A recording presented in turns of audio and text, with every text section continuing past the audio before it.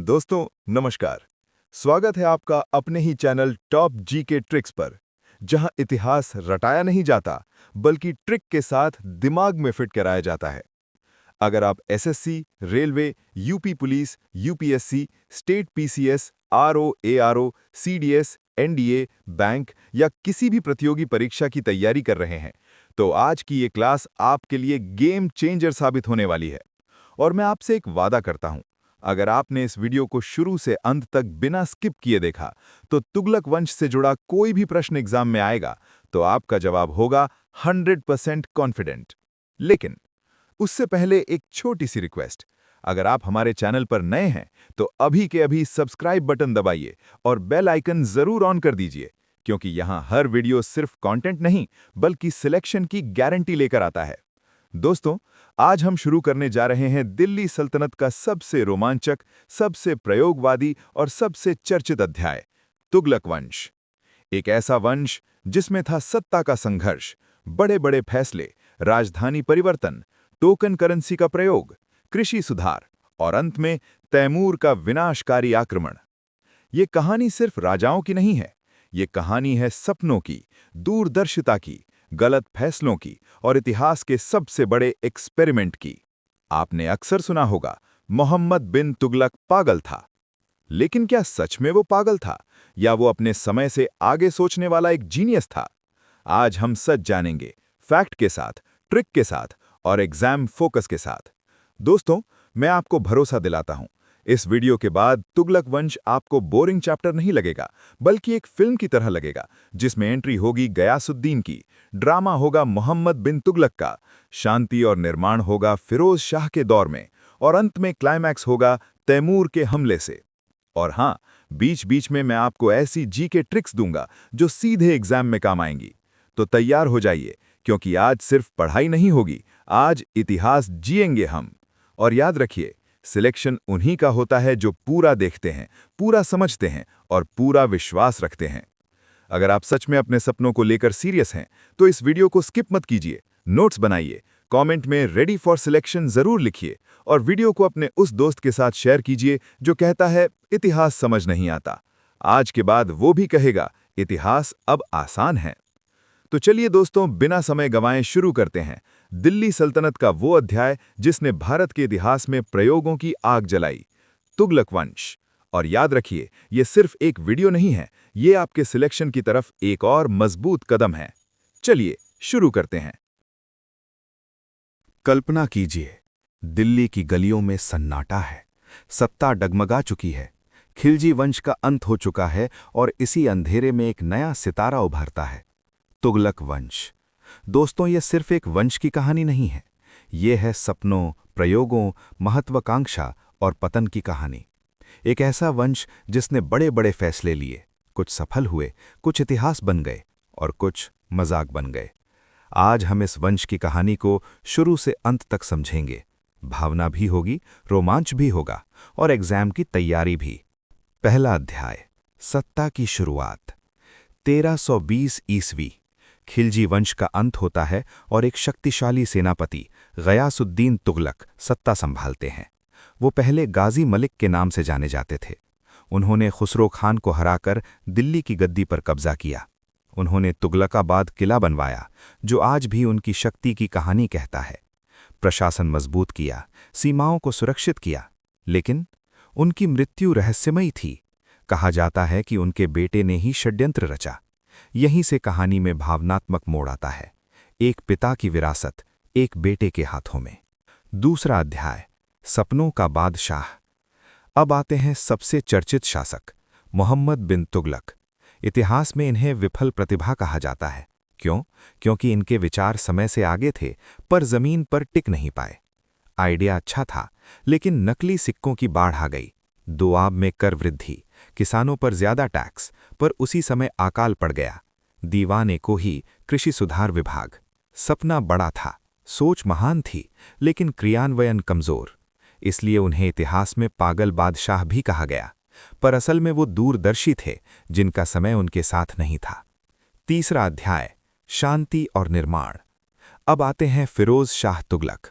उन्होंने तलवार से ज्यादा नहरें चलाई। 300 से अधिक नहरों का निर्माण, फतेहाबाद, हिसार, फिरोजाबाद बसाए, अशोक स्तंभ को दिल्ली लाए, अस्पताल और मदरसे बनवाए। लेकिन उन्होंने जजिया कर ब्राह्मणों पर भी लगाया। उनका शासन अपेक्षाकृत शांत था, पर अंदर ही अंदर सत्ता कमजोर हो रही थी। चौथा अध्याय, तूफान का आगमन। 1398 ईस्वी, दिल्ली पर हमला करता है खतरनाक आक्रमणकारी तैमूर। दिल्ली लूट ली जाती है, हजारों लोग मारे जाते हैं, सल्तनत की कमर टूट जाती है। ये वही पल था जब तुगलक वंश का सूरज ढलने लगा। 1414 ईस्वी में ये वंश पूरी तरह समाप्त हो जाता है। तुगलक वंश हमें सिखाता है, सिर्फ सपने देखना काफी नहीं, उन्हें जमीन पर उतारने की कला भी आनी चाहिए। मोहम्मद बिन तुगलक के सपने बड़े थे, फिरोज शाह के कार्य मानवीय थे, लेकिन अंदरूनी कमजोरी और बाहरी आक्रमण ने सब खत्म कर दिया।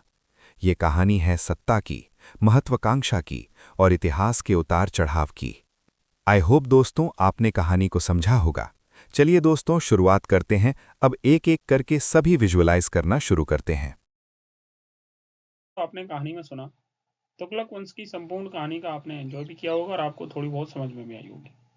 अब वन बाई वन इस कहानी के जितने भी इंपॉर्टेंट फैक्ट्स हैं उनको विजुअलाइज करते हैं और कहानी के बारे में समझते हैं। देखिए, सबसे पहले बात जानते हैं तुगलक वंश के बारे में। तुगलक वंश का टाइम पीरियड क्या रहा? जैसा कि मैंने आपको बताया, 1320 से 1414, यानी कि कब से कब तक? 1320 से 1414, यानी कि तुगलक वंश। देखिए, इसकी स्थापना हुई 1320 में, जैसा कि मैंने आपको बताया। इससे पहले खिलजी वंश की समाप्ति हुई और 1320 में एक नया सुल्तान आया जिसका नाम था गयासुद्दीन तुगलक। और इस वंश का अंतिम शासक कौन सा था? नसीरुद्दीन महमूद तुगलक। कुल टाइम पीरियड इसका रहा है 1320 से 1414, जैसा मैंने आपको बताया। दूसरी चीज इसकी जो विशेषता रही है वो क्या है? इसमें प्रशासनिक प्रयोग है, यानी कि जितने भी इसमें सुल्तान हुए उनमें से कुछ सुल्तान ऐसे थे जिन्होंने अपने प्रशासन का प्रयोग किया, उनकी भलाई के लिए ही किया जनता की, लेकिन वो क्या है, उन पे उल्टे पड़ गए और कहानी उलट गई। दूसरा, राजधानी परिवर्तन, जैसे कि मैं अभी आपको अगली स्लाइड में बताऊंगा। इसमें राजधानी का परिवर्तन किया गया जिसके कारण जनता को बहुत दिक्कतें हुई और काफी उसके उल्टे परिणाम भी आए। अगला, टोकन करेंसी और नहरों निर्माण, यानी कि नहरों का निर्माण भी इस वंश में किया गया। तो देखिए, समझते हैं सबसे पहले सुल्तान के बारे में। इसमें टोटल कितने सुल्तान थे? देखिए, इसमें टोटल 3 सुल्तान जो इंपॉर्टेंट है। सुल्तान तो इसमें कई थे, लेकिन इसमें से जो इंपॉर्टेंट है वो 3 ही है। एक गयासुद्दीन तुगलक, जिसने स्थापना की 1320 से 25 तक, ये रहा मोहम्मद बिन तुगलक। दूसरा, इसका बेटा, यानी कि 1325 से 1351 तक। और लास्ट, तीसरा जो इसमें इंपॉर्टेंट है वो है फिरोज शाह तुगलक, यानी कि 1351 से 1388। उसके बाद धीरे धीरे बहुत कम कम सुल्तान आए, उनका टाइम पीरियड कुछ खास नहीं रहा और उन्होंने ज्यादा तो कुछ तरक्कियां भी नहीं की और वो पतन की ओर साम्राज्य को लेकर गए। तो देखिए, सबसे पहले सुल्तान के बारे में चलते हैं। सबसे पहले सुल्तान के बारे में जानते हैं। आपने कहानी को समझ लिया होगा। अब एक एक करके सारी स्लाइड को विजुअलाइज करते हैं और देखते हैं एंटायर वीडियो में कि तुगलक वंश का शुरुआत और एंड कहां हुआ। देखिए, सबसे पहला इसका सुल्तान था गयासुद्दीन तुगलक, 1320 से 1325 ईस्वी। आपको समझ में आ रहा होगा। दूसरी चीज ये है, इसका जो मूल नाम था वो क्या है? गाजी मलिक। खिलजी वंश का जो अंतिम शासक था खुसरो खां, इसको उसने हरा दिया और सत्ता प्राप्त कर ली, ये याद रखिएगा। दूसरा चीज, इसने क्या बसाया? तुगलकाबाद शहर बसाया, जो आजकल कहां पड़ता है? दिल्ली में। याद रखिए, तुगलकाबाद के नाम से दिल्ली में एक शहर पड़ता है। इसका एक बेटा था जिसका नाम था जौना खां, उसको इसने उपाधि दी किसकी? उलूग खां की। इसका बेटा था, क्या नाम था उसका? जौना खां। क्या नाम था? जौना खां। उसको इसने उपाधि दी क्या? उलूग खां की उपाधि दी। इसी बेटे को इसने क्या किया? तेलंगाना अभियान पर भेजा। इसी बेटे को कहां भेजा? तेलंगाना अभियान पर भेजा। तो जब ये तेलंगाना अभियान विजय करके आया तो उसने क्या कर दिया? तेलंगाना अभियान पे नाम बदल दिया उसका। उसका नाम कर दिया सुल्तानपुर। इसका नाम क्या कर दिया? सुल्तानपुर। याद रखिएगा। अगली चीज क्या होती है इसके अंदर, कि जब टाइम पीरियड थोड़ा सा और आगे बढ़ता गया तो इन्हीं के समकालीन माने जाते एक संत का नाम था, याद रखिएगा। एक फेमस सूफी संत थे जिनका नाम था निजामुद्दीन औलिया। क्या नाम था? निजामुद्दीन औलिया। याद रखिएगा। निजामुद्दीन औलिया। अब हुआ क्या कि 1325 ईस्वी में जब ये शासन कर रहा था, उसी टाइम की बात है, हुआ क्या कि बुगारा खां का विद्रोह हो गया बंगाल में। कहां पे? इन्हीं के शासनकाल में क्या हुआ, बंगाल में क्या हुआ, बुगारा खां का विद्रोह हुआ। तो ये इस विद्रोह को दबाने के लिए कहां पहुंचा, बंगाल गया। अब जब बंगाल पहुंचा तो वहां से हुआ क्या कि जब ये लौट के आ रहा था, तब तक इसके बेटे ने क्या किया, तो इसकी मृत्यु बताई जाती है कि इन्होंने, जो निजामुद्दीन औलिया थे, इन्होंने कहा था कि तुम्हारी मृत्यु हो जाएगी और तुम लौटकर वापस नहीं आ पाओगे। तो ये चीज के लिए बहुत नाराज हुआ। उसने निजामुद्दीन औलिया से कहा कि जैसे ही मैं वापस लौटूंगा तुम्हारा कत्ल करवा दूंगा। तो हुआ क्या, जब ये वापस लौट रहा था तो उन्होंने कहा था दिल्ली तो अभी बहुत दूर है। किसने? निजामुद्दीन औलिया ने। तो तुगलक की मृत्यु तुगलकाबाद के भी लकड़ी के महल में दबकर हो गई। तो आइए और आगे बढ़ते हैं, अगला समझते हैं। बात करते हैं जिसका नाम था मोहम्मद बिन तुगलक। ये 1325 ईस्वी के बाद सुल्तान बना और 1351 ईस्वी तक इसने सुल्तान पद धारण रखा। ये अरबी और फारसी का बहुत अच्छा ज्ञाता था। कैसा? इसको अरबी और फारसी का काफी अच्छा ज्ञान था और ये इसीलिए सबसे ज्यादा पढ़ लिखा बोला जाता था। इसे किसका ज्ञान था? अरबी और फारसी, यानी कि बहुत अच्छी तरीके से ये अरबी और फारसी का ज्ञान रखता था। अब अरबी और फारसी के ज्ञान होने के साथ साथ ये कैसा था, सबसे ज्यादा पढ़ा लिखा भी था। अब कहते हैं ना कि सबसे ज्यादा जो लोग पढ़ जाते हैं या फिर ज्यादा ही पढ़ लेते हैं तो उसे क्या बोलते हैं लोग? पागल। तो इसे पागल सुल्तान की भी उपाधि दी गई, इस बात को याद रखिएगा। पागल सुल्तान की उपाधि दी गई क्यों, रीजन क्या रहा इसके टाइम पे, समझिए थोड़ा सा। 1331 ईस्वी में जब ये शासन कर रहा था, उसी टाइम इसके दिमाग में कई सारी चीजें आई, जिसमें सबसे पहले इसने योजना बनाई कि राजधानी को परिवर्तित कर दो। दिल्ली से कहां ले चलो? दौलताबाद। अब दिल्ली से दौलताबाद राजधानी को ले गया तो देखिए समस्या क्या क्रिएट हुई। देखिए ट्रांसफर ऑफ कैपिटल, ये जैसा कि इमेज में आपको दिख रहा होगा, इसने राजधानी दिल्ली से ट्रांसफर जैसे ही की तो जनता को बहुत समस्या हुई और जनता ने क्या किया, आधी जनता रास्ते में ही दब गई, कुछ मर गई, कुछ धीरे धीरे करके आगे पहुंची। लेकिन फिर क्या हुआ, जैसे ही दौलताबाद पहुंचे उसने फिर वापसी क्या कर दिया, वापसी बोला कि नहीं मुझे तो दिल्ली से ही राज करना है। तो ऐसे करके आधी से ज्यादा जनता रास्ते में ही उबड़ खाबड़ जगहों पर मारी गई। इससे इसकी ये कहा जाता है कि ये इतिहास में कैसा बादशाह था, इसकी प्रतिभाएं जितनी भी थी, यानी कि ये विफल बादशाह कहा जाता है। अब इसने दूसरे अभियान कुछ ऐसे चलाए, जैसे दूसरा था टोकन करेंसी। चांदी के स्थान पर इसने क्या कर दिए, तांबे के सिक्के चला दिए। अब तांबे के सिक्के जैसे ही चलाए तो हुआ क्या, इसकी जो प्रजा थी वो उससे भी ज्यादा चालाक थी। उन्होंने क्या कर दिया कि तुरंत ही, जैसे देखिए तुरंत ही उन्होंने क्या कर दिया, देखिए ये था टोकन करेंसी, यानी कि फियास्को, यानी कि इसकी जो मुद्रा थी उसने ऐसे करके चलाना शुरू किया। और इसने क्या, उन्होंने क्या कर दिया, लोगों ने, प्रजा ने इनोवेशन नया कर दिया और प्रजा ने सारे ही सिक्के घर घर बनाना शुरू कर दिए। तो इससे समस्या और क्रिएट होगी। देखिए इसने दोआब कर में वृद्धि की, जिस साल वृद्धि की उसी साल क्या हो गया, सूखा पड़ गया और जनता को बहुत लॉस हुआ। इससे ये विफल रहा इसका ये भी अभियान। दूसरा, अमीर कोही विभाग की इसने स्थापना की, ये याद रखिएगा, ये एग्जाम में पूछा जाता है। दीवाने कोही विभाग किस सुल्तान से संबंधित है, तो उसका नाम है कौन, मोहम्मद बिन तुगलक। 1325 से 1351 ईस्वी। देखिए असफलताओं के कारण जनता की परेशानी, नकली सिक्कों की बाढ़ और प्रशासनिक कमजोरी, जैसा मैंने आपको बताया। और आगे बढ़ते हैं और समझते हैं। देखिए अगला आता है फिरोज शाह तुगलक, इसका बेटा। फिरोज शाह तुगलक यानी कि 1351 से 1388 अपेक्षाकृत शांत और निर्माण कार्यों के लिए प्रसिद्ध माना जाता है। ये थोड़ा सा शांत स्वभाव का था, लेकिन इसकी कहानी एक बात बोली जाती है कि इसने एक उपाधि धारण की, सल्तनत काल का अकबर। इसे क्या कहा जाता था, इसे कहा जाता था सल्तनत काल का अकबर। रीजन, क्योंकि इसने कुछ ऐसे काम किए थे जो अकबर से तुलना की जाती है इसकी, सल्तनत काल का अकबर, इस बात को याद रखिएगा।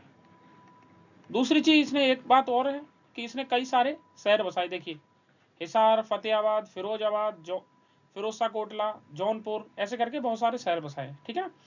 इसने देखिए 300 प्लस नहरों का निर्माण करवाया, इस बात को याद रखिएगा। सबसे ज्यादा नहरें बनवाने का श्रेय जो जाता है वो किसको जाता है, फिरोज शाह तुगलक को। अशोक स्तंभ को दिल्ली लेके आया और इसने एक चीज बेवकूफी कर दी, इसने जजिया कर ब्राह्मणों पर भी लगाया। इससे ब्राह्मणों ने क्या कर दिया, इस पर काफी प्रतिबंध लगाने के लिए विद्रोह शुरू कर दिया। धीरे धीरे करके क्या हुआ कि ये कहानी थोड़ी बिगड़ती गई और इसने दो काम और भी किए। एक काम इसमें अच्छा इसने ये किया कि इसने सती प्रथा को बैन किया। क्या किया? सती प्रथा को बैन करने वाला एकमात्र सुल्तान, याद रखिएगा इसे, सबसे पहले बैन करने वाला कौन था?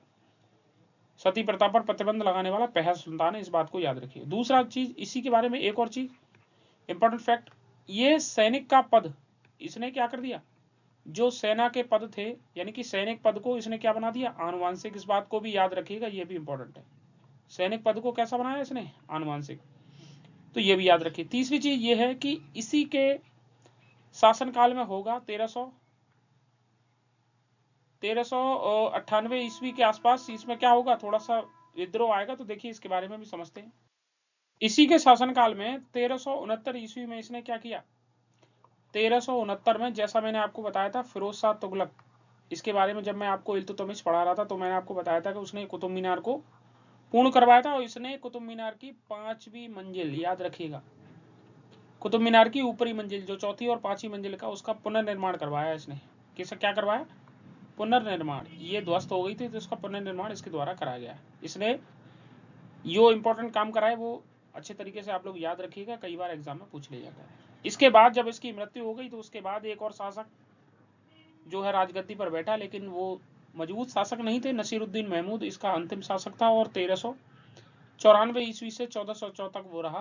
1394 से 1414 कुछ खास फायदा नहीं हुआ और धीरे धीरे करके वो क्या हुआ कि 1398 इंपॉर्टेंट है, इस बात को याद रखिए। 1398 में क्या हुआ, तैमूर लंग का आक्रमण होगा और होगा क्या, ये वंश हमेशा के लिए समाप्त हो जाएगा। तो चलिए और आगे बढ़ते हैं और समझते करने के लिए हुआ क्या, जैसा कि मैंने आपको बताया अभी पिछली स्लाइड में, 1398 ईस्वी में क्या हुआ, तैमूर का आक्रमण हुआ, यानी आक्रमणकारी तैमूर आया जिसने दिल्ली को बुरी तरीके से लूट लिया और सल्तनत की शक्ति को कमजोर कर दिया और यहीं से पतन की शुरुआत हुई। तो देखिए हुआ क्या, पतन के कारण क्या थे, कमजोर उत्तराधिकारी था। जैसे मैंने आपको बताया कि नसीरुद्दीन महमूद जो था वो बहुत ही कमजोर वर्ग का शासक था और प्रशासनिक असफलताएं भी इसमें बहुत रही। जैसा मैंने आपको बताया कराचिल अभियान हुआ, उसके अलावा जैसे दूसरा अभियान मैंने आपको बताया था कि दिल्ली से दौलताबाद स्थानांतरित कर दी। तो ऐसे करके कुछ आर्थिक संकट भी आए और तैमूर का आक्रमण हुआ जिसके कारण इस राज्य का क्या हुआ, पतन हो गया। अब इसके क्वेश्चनों पर चलते हैं, धीरे धीरे उनकी प्रैक्टिस करते हैं। देखिए जो प्रीवियस ईयर में पूछे गए। अब देखिए मैंने प्रीवियस ईयर के सारे रिलेटेड इंपॉर्टेंट क्वेश्चन जो लेटेस्ट एग्जाम पैटर्न पर आधारित हैं, इनको डेट वाइज कंपाइल किया है। किस डेट में कौन सा एग्जाम पूछा, कौन से एग्जाम में कौन सा क्वेश्चन पूछा गया है। और मैं आपसे इतना जरूर कहता हूं कि आप जब भी किसी टॉपिक को लगाएं तो उसके बाद 100% टॉपिक कंप्लीट जब ही होगा जब आप उसके प्रीवियस ईयर क्वेश्चन लगाएंगे। अगर आपने वीडियो देख ली, ट्रिक समझ ली, लेकिन उसके बाद क्वेश्चनों की प्रैक्टिस नहीं की तो वो टॉपिक आपको क्लियर नहीं होगा। इसलिए मेरी आप सभी से रिक्वेस्ट है, जरूर अगर आपने कंप्लीट किया है इस वीडियो को तो पूर्ण कंप्लीट करें, जिससे ये टॉपिक हमेशा के लिए क्लियर हो जाएगा। तो देखिए क्या है क्वेश्चन, कैसे क्या है समझते हैं इसके बारे में। तुगलक वंश की स्थापना किसने की, जैसा मैंने आपको बताया ऑप्शन बी, गयासुद्दीन तुगलक। नाम क्या था, गाजी मलिक। देखिए गयासुद्दीन तुगलक का पूरा नाम क्या था, मूल नाम, देखिए मैंने आपको बताया अभी ऊपर स्लाइड में, ग्याजी मलिक। ऑप्शन बी सही है। अगला क्वेश्चन देखिए, तुगलकाबाद किले का निर्माण किसने कराया। मैंने आपको बताया था ना, गयासुद्दीन तुगलक के द्वारा दिल्ली के अंतर्गत क्या कराया गया, दिल्ली के अंतर्गत तुगलकाबाद शहर बसाया गया, मैंने आपको बताया था। अगला क्वेश्चन देखिए, मोहम्मद बिन तुगलक को किस नाम से जाना जाता है। देखिए सिकंदर सैनी नहीं, अलाउद्दीन खिलजी की उपाधि है ये तो। विलासी शासक ऐसा तो था नहीं। विफल प्रतिभा, हाँ ये थी। क्यों, क्योंकि इसने जितनी भी प्रतिभाएं की वो कैसी थी, विफल थी, इस वजह से इसको क्या नाम दिया गया, विफल पर। न्याय पर ये तो कोई मतलब ही नहीं, क्योंकि जनता के लिए इसने कोई न्याय के काम किए ही नहीं। अगला चलते हैं और समझते हैं क्या है। अगले क्वेश्चन के बारे में समझते हैं थोड़ा सा। देखिए अगला क्वेश्चन है, राजधानी को दिल्ली से दौलताबाद किसने स्थानांतरित कर दिया। मैंने आपको बताया था ना, विफलता के कारण क्या रहे, किसके थे, मोहम्मद बिन तुगलक, पागल सुल्तान जैसे कहा था। अरबी और फारसी का क्या था। अगला टोकन करेंसी का प्रचलन, ये भी देखिए किसने किया था, मोहम्मद बिन तुगलक। ऑप्शन बी सही है। अगला क्वेश्चन देखिए, दीवान ए कोही ये डिपार्टमेंट था, किससे रिलेटेड था, इसको बताइए। देखिए मैंने आपको समझाया था ना, कृषि से रिलेटेड ये था, तो ऑप्शन सी सही है आपका। अगला क्वेश्चन देखिए, दोआब क्षेत्र में कर वृद्धि किसने की। ये कि मैंने आपको बताया था ना, मोहम्मद बिन तुगलक ने ही किए। ये सारे अभियान किसने किए? मोहम्मद बिन तुगलक ने किए। जैसे ही दोआब कर में वृद्धि की, वैसे ही क्या हुआ? वैसे ही हो गया क्या? आक्रमण, मतलब दोआब कर में वृद्धि करते ही कारण क्या हुआ? चीजें बिगड़ गई और सूखा पड़ गया। तो चलिए और आगे समझते हैं अगले क्वेश्चन पे। अगला क्वेश्चन देखिए, अगला क्वेश्चन क्या है? 300 से अधिक नहरों का निर्माण किसने करवाया? मैंने आपको बताया था ना, कौन था वो? फिरोज शाह तुगलक। शुरुआत तो गयासुद्दीन तुगलक ने ही करवाती थी, लेकिन सबसे ज्यादा रिकॉर्ड जो बताया जाता है वो कौन था? ऑप्शन नंबर सी सही है आपका, फिरोज शाह तुगलक। इसके बारे में याद रखिएगा, पूछा जाता है, कई बार एग्जाम में पूछा भी गया। अगला देखिए, फिरोज शाह तुगलक ने किस स्तंभ को दिल्ली लेकर आया? कौन था वो? मैंने आपको बताया था ना, अशोक स्तंभ। इंपॉर्टेंट है, याद रखिएगा इसको। अशोक स्तंभ को जी दिल्ली लेके आया था, ऑप्शन सी। अगला क्वेश्चन देखिए, जजिया कर ब्राह्मणों पर किसने लगाया? देखिए, फिरोज शाह तुगलक ने। ये ऐसा सुल्तान था, इसने क्या कर दिया? जजिया कर से माफ थे कौन? ब्राह्मण, लेकिन उनके ऊपर भी क्या कर दिया इसने जजिया कर लगा दिया था। अगला क्वेश्चन देखिए, तुगलक वंश के समय 1398 ईस्वी में दिल्ली पर किसने आक्रमण किया था? मैंने आपको बताया था ना, तैमूर लंग, 1398। और इसी ने क्या कर दिया था? सत्ता को उलट पलट कर दिया था, दिल्ली को बहुत बुरी तरीके से लूट लिया था। इससे क्या हुआ था? नुकसान हुआ और अंत में क्या होगी? सत्ता को समाप्त कर दिया। अगले क्वेश्चन पे चलते हैं। अगला क्वेश्चन देखिए, तुगलक वंश का शासनकाल कब से कब तक रहा है? ये देखिए इंपॉर्टेंट क्वेश्चन है, आप इसके बारे में मुझे बताएंगे। वैसे आपको मैंने कई बार बताया, लेकिन आप इस क्वेश्चन को थोड़ा सा बताएंगे मुझे, जिससे आपकी प्रैक्टिस भी होगी और आपको समझ में भी आएगा। अगला क्वेश्चन देखिए, मोहम्मद बिन तुगलक की टोकन करेंसी असफल क्यों हुई? रीजन क्या हुआ? जैसे मैंने आपको बताया था, हुआ क्या? उसने जनता का विरोध किया था? नहीं। विदेशी आक्रमण हुए थे? नहीं। अकाल पड़ गया था? पड़ा तो सब था, लेकिन करेंसी असफल होने का रीजन ये था कि नकली सिक्कों की भरमार। इसने घर में ही क्या कर दिया? जैसे ही सिक्के चलाने शुरू कर दिए, लोगों ने क्या कर दिया? घर में ही टकसाल खोल दी और सभी ने क्या कर दिया? सिक्के छापना शुरू कर दिए। इस कारण क्या हुआ? नकली सिक्कों की भरमार हो गई और इसकी टोकन करेंसी क्या हो गई? असफल हो गई। देखिए अगला क्वेश्चन क्या है, तुगलक वंश का अंतिम शासक कौन था? देखिए मैंने आपको बताया था, अच्छी तरीके से याद रखिएगा इसे, नसीरुद्दीन महमूद तुगलक। ये इसका अंतिम शासक था, याद रखिएगा। अगला क्वेश्चन, तुगलक वंश के बाद में कौन सा वंश सत्ता में आया? इस वंश को आप मुझे बताएंगे। मैंने आपको इसकी ट्रिक बताई थी बहुत अच्छे तरीके से।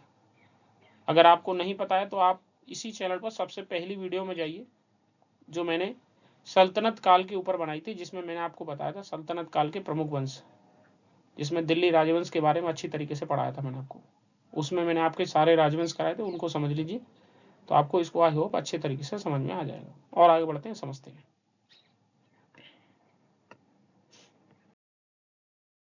देखिए अगला क्वेश्चन क्या है, मोहम्मद बिन तुगलक के राजधानी किस शहर में स्थानांतरित की थी? देखिए दिल्ली से कहाँ ले गया था? दौलताबाद, यानी महाराष्ट्र। दिक्कत बहुत हुई थी लोगों को, प्रजा को भी काफी दिक्कत हुई और प्रजा आधी से ज्यादा यहाँ मारी गई थी, याद होगा आपको अच्छी तरीके से। अगला क्वेश्चन देखिए, तुगलक वंश को किस कारण प्रयोगवादी वंश कहा जाता था? क्योंकि इन्होंने क्या कर दिए थे? इन्होंने प्रशासनिक प्रयोग किए थे। जितने भी वहां पे राजा हुए, सबसे ज्यादा उसमें मोहम्मद बिन तुगलक का जिक्र मिलता है, जिसने क्या कर दिया था? प्रयोग किए थे हर चीज का। ये लोग क्या करते थे? प्रयोग करके देखते थे, इस वजह से विफल हुए। चलिए और आगे बढ़ते हैं।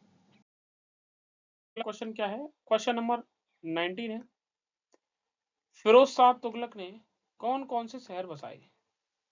अब आपने अच्छे तरीके से वीडियो में समझा होगा, तो आप मुझे इस क्वेश्चन का 19 और 20, गयासुद्दीन तुगलक ने किस वंश का अंत किया, इन दोनों क्वेश्चनों के जवाब आप मुझे कमेंट बॉक्स में जरूर देंगे। और दोस्तों मैं आपसे इतनी रिक्वेस्ट करता हूं, तो आप इनका जवाब मुझे कमेंट बॉक्स में जरूर दें, जिससे मेरा भी मोटिवेशन बढ़ सके और आपको लगे कि हाँ आपने सवाल भी सही किए। तो इसलिए इन सवालों के जवाब जरूर पेपर में पूछे जाएंगे आपसे, और आप इनका जवाब मुझे कमेंट बॉक्स में जरूर लिखा करिए। चलिए, थैंक यू। दोस्तों, मैं उम्मीद करता हूं कि आपको ये वन शॉट क्लास समझने में आसान लगी होगी और रिवीजन के लिए भी काफ़ी हेल्पफुल रही होगी। अब एक छोटा सा रिक्वेस्ट है आपसे, अगर आपको ये वीडियो हेल्पफुल लगा हो, अगर आपको लगा हो कि ये क्लास आपके एग्जाम के काम की है, तो वीडियो को लाइक ज़रूर करें, अपने दोस्तों के साथ शेयर करें, और ऐसे ही जीके, हिस्ट्री और एग्जाम ओरिएंटेड कंटेंट के लिए हमारे चैनल को सब्सक्राइब ज़रूर करें, क्योंकि यहाँ आपको one shot classes, concept plus trick based teaching और एग्जाम फोकस्ड कंटेंट लगातार मिलता रहेगा। ध्यान रखिए, याद रखिए, सिलेक्शन किसी जादू से नहीं, डेली रिवीजन और सही स्ट्रैटेजी से होता है। इसी के साथ आज की इस क्लास में मेरे साथ अंत तक बने रहने के लिए आप सभी का दिल से बहुत बहुत धन्यवाद। मिलते हैं अगले वीडियो में एक नए इंपॉर्टेंट टॉपिक के साथ। तब तक पढ़ते रहिए, जुड़े रहिए और सिलेक्शन की तैयारी करते रहिए। जय हिंद।